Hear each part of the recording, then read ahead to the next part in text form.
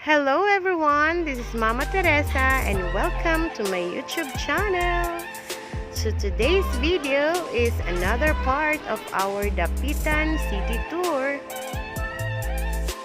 Today guys, I will show you our accommodation here in Dakak Park and Beach Resort. Hi guys! We are here in Dakak and ipapakita ko sa inyo guys ang Pavilion Room accommodation ng Dakak. No?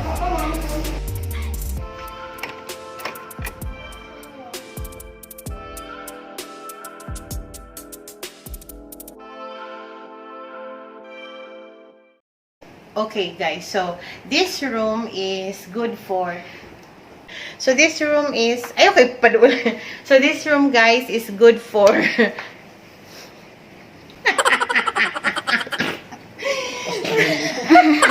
So this room guys is good for minimum 10 packs and then maximum of 3, 6, 9, 12, 15, 18, 21. So minimum 10, maximum of 21. Pero now that meron tayong pandemic, I think they only allow up to 15 or in one room.